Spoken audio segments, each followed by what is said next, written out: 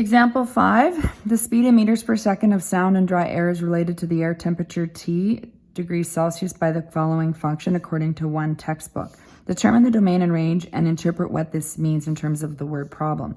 So remember that the restriction determines the domain, so we don't need to graph that. So I'm going to set the radicand greater than or equal to 0.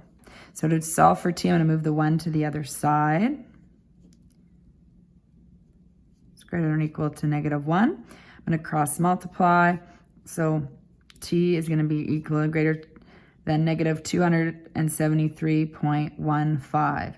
So the domain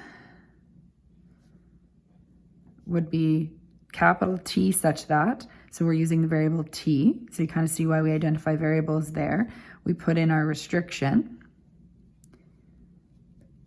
And where T is the element of real numbers. It's still real numbers. With word problems, we need to consider that, but we've got decimal answers. Temperature can be any real number.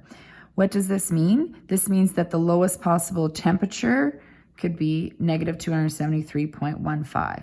So this means that the lowest possible temperature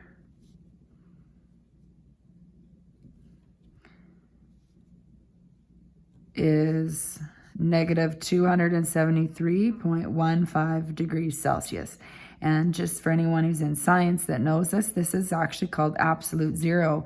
On the Kelvin scale, that's 0 Kelvin, which is the lowest possible temperature where motion would stop. Let's look at the range. For the range, we need to have a bit of a picture or idea of the graph.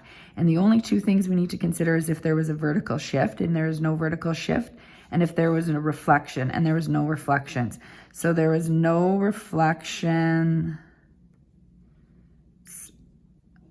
no vertical shifts, so no up and down.